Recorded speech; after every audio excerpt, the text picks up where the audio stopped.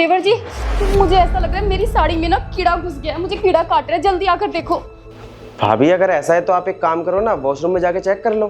अरे जब तक मैं वॉशरूम जाऊंगी तब तक वो मुझे और काट लेगा, जल्दी उठ कर आओ और देखो, चेक करो कहाँ काट रहा है। पर भाभी मैं आपका देवर हूँ और आप मेरी भाभी हो, मुझे ये सब चीजें शोभा नहीं देती, मैं आपको छू कैसे सकता हूँ। अरे देवर जी, आप क्या पुरानी सोच में अटके पड़े हो, एक बार आकर देख लो ना, मुझे कीड़ा काट रहा है। ठीक है भाभी, आता हूँ मैं। दिखाओ अभी कहाँ है। भाभी मुझे तो कहीं कीड़ा दिख नहीं रहा। कीड़ा होगा तब दिखेगा ना देवर जी। मतलब भाभी? देवर जी, आप ना मुझे बहुत अच्छे लगते हो। भाभी ये सब क्या बोल रही हो, मुझे कुछ समझ नहीं आ रहा। अरे देवर जी, इतना भी नादान बनने की कोशिश मत करो। आपको सब पता है किसका क्या मतलब है। अगर आप चाहो ना तो मैं आपकी हो सकती हूँ। क्या भाभी ये सब क्या बोले जा रही हो आप? अरे मैं आपका देवर हूँ, आपने सोच भी कैसे लिया मैं आपके साथ ये सब चीजें करूंगा? अरे कम से कम आपको शर्म तो करनी चाहिए कि आप क्या बोल रही हो। अरे देवर जी, इसमें शर्म की क्या बात है। और वैसे भी देवर जी, आप खुद बताओ कि एक निकम्मे आदमी के साथ कौन खुश रह सकता है। आपको तो बहुत अच्छे से पता है ना कि आपके भैया कुछ कमाते तो है नहीं, और आपको देखो, अरे कितनी बड़ी कंपनी में नौकरी करते हो आप, कितनी बड़ी पोस्ट पे। और अगर मुझे पहले पता होता ना कि आपका भाई कुछ नहीं कमाता है तो मैं उससे कभी शादी ही नहीं करती, मैं तो आपसे शादी करती। खैर अभी भी देर नहीं हुई है, आप चाहो तो हम एक हो सकते हैं। देखो भाभी, बहुत बकवास कर लिया आपने। मेरे को ना बिल्कुल भी उम्मीद नहीं थी कि आप मेरे बारे में ये सब चीज़ें सोचती हो। भैया आपसे कितना प्यार करते हैं और आप क्या कर रही हो, उनको धोखा दे रही हो। भाभी इससे पहले कि मैं भैया को बता दूं, आप चुपचाप से यहाँ से चली जाओ। अरे देवर जी, क्या भैया भैया लगा रखा है। कौन से आपके भैया यहाँ पर 24 घंटे बैठे रहते हैं। घर की बात घर में ही रह जाएगी, किसी को कुछ पता नहीं चलेगा। बहुत अच्छा ऑफर है, ऐसा ऑफर दोबारा नहीं मिलेगा। अरे जब मैं सब कुछ करने के लिए तैयार हूँ तो आपको क्या दिक्कत है देवर जी।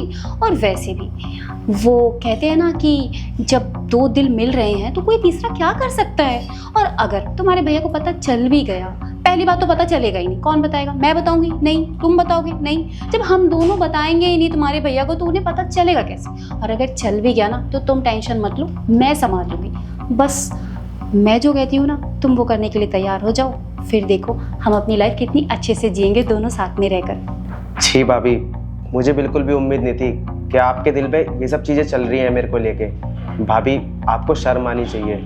जरा सोचो, अगर भैया को ये बात पता चल गई तो उनको कितना बुरा लगेगा। मैं मानता हूँ भाभी कि भैया अभी कुछ काम नहीं करते हैं, घर पे रहते हैं, लेकिन इसमें उनकी क्या गलती है। वो हर जगह इंटरव्यू देते हैं, जब उनकी नौकरी नहीं लग रही तो इसमें वो क्या कर सकते हैं। लेकिन भाभी वो आपसे पता है प्यार बहुत ज़्यादा करते हैं और आप पे बहुत भरोसा भी करते हैं। आप क्या कर रही हो, उनके पीठ पीछे उनको धोखा दे रही हो। आपकी खुशियों के लिए पता है वो कितनी मेहनत करते हैं, दिन रात इंटरव्यू देते रहते हैं कि कहीं कैसे ना कैसे उनकी नौकरी लग जाए, लेकिन आप उनको इस तरीके से धोखा दे रही हो। भाभी आपको शर्म आनी चाहिए।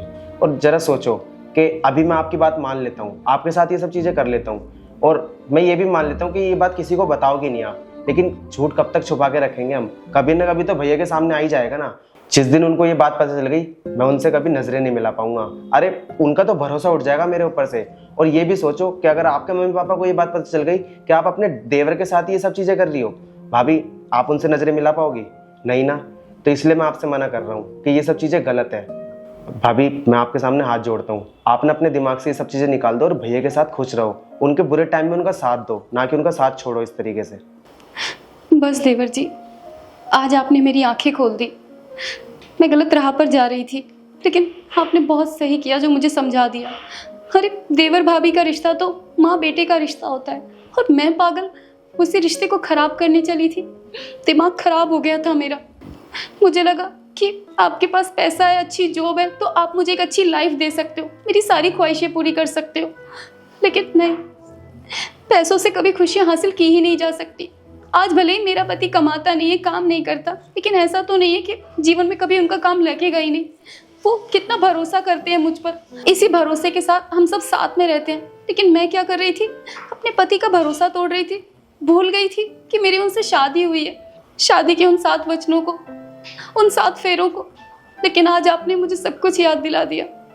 देवर जी मुझे माफ़ कर दीजिए, मुझसे बहुत बड़ी गलती हो गई। मैं दोबारा ऐसी गलती नहीं करूँगी। और प्लीज़ इस बारे में अपने भैया को कुछ मत बताना। मैं अपने आप को सुधारने की कोशिश करूँगी। ठीक है भाभी, मैं भैया से कुछ नहीं कहूँगा और मैं नहीं चाहता कि आप दोनों का रिश्ता खराब हो, इसलिए मैं ये चीज़ें भूल जाऊँगा कि हम दोनों के बीच में ऐसी कोई बात हुई है। पर आप ध्यान रखना कि आगे से ऐसा कुछ ना हो।